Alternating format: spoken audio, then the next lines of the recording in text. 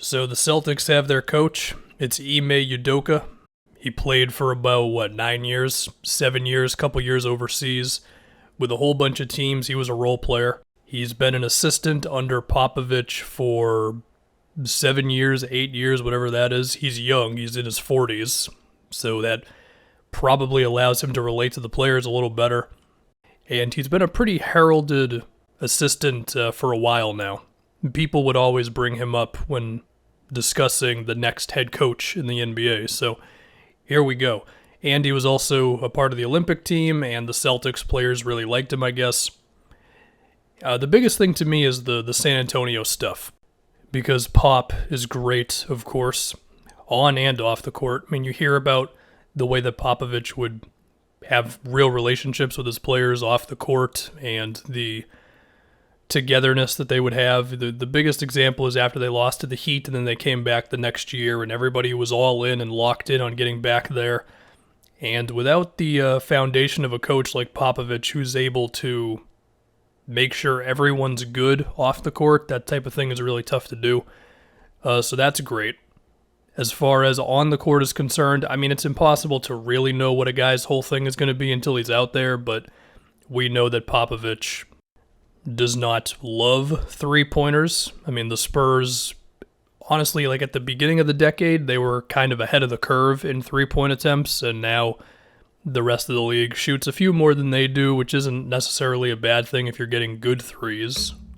Now, some of that was DeRozan and Aldridge finally started shooting threes a little bit like 2 years ago, I think it was, but still, Popovich didn't super embrace three-pointers as much as the rest of the league did, and we will have to see if Udoka carries over with that. I mean, the roster's different. Jason Tatum's going to take his step backs and his sidestep threes and all that, and we'll see if Jalen wants to attempt those shots. I mean, he's, of course, gotten way better with his shot creation skills. Marcus Smart has already proven that he's willing to attempt threes, whether it's a good idea or not all the time. Getting Horford back, that's a three-point shooting big.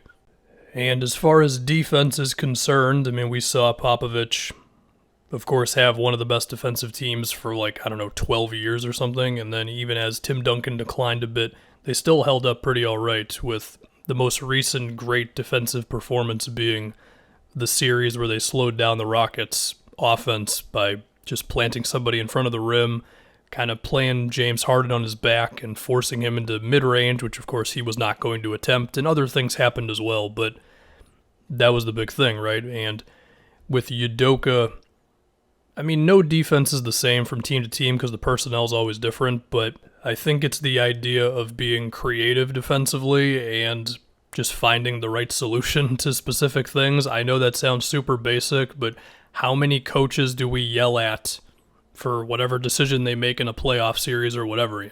I mean, we just saw the Jazz staring at wide open threes from the Clippers in a Game 6, and there weren't too many adjustments outside of trying to zone a little bit and putting Gobert on a different guy. Now, of course, the defensive personnel for the Celtics, still good. I mean, I think Horford still holds up defensively. Tatum and Jalen are good. Marcus Smart, if he can get back to first-team all-defense, that would be great. I mean, the tools are there for this team to be good next season. And if Udoka can just light a fire under them that they clearly lost in this last season, then that would be huge on top of whatever defensive game planning he's got. To think more about the offense, and specifically with Tatum and Jalen, my question is really, how much off-ball stuff is there going to be with these two? Getting Horford helps because you can run him at the top of the key and the floor will be spaced out so you can get cut action and stuff like that, of course. And Horford, while teams are not terrified of his jump shot, he's good enough to where they'll care about him from out there. You've also just got the potential of some Tatum curl plays similar to Kevin Durant. I feel like Tatum is better equipped for that than Jalen would be, although Jalen has already taken a bunch of steps forward offensively.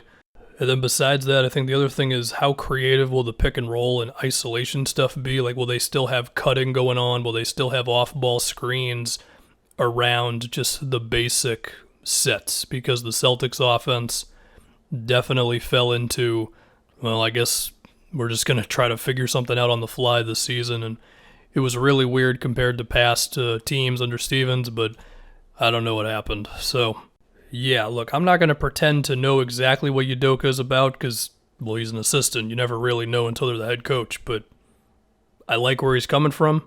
I like the fact that he was a role player because it seems like role players, just on average, are better coaches. And the fact that the players liked him from Team USA and all that, and that he's young, so he's going to be more relatable and easier to connect with the guys. I mean, we just saw what happened with Stan Van in New Orleans. So I like it. I like it overall. And the other thing, too, is that people were just always saying that he's supposed to be really good. So I think it's good. I'm excited. And yeah, now we see whatever the Celtics will do for moves after the Kemba trade.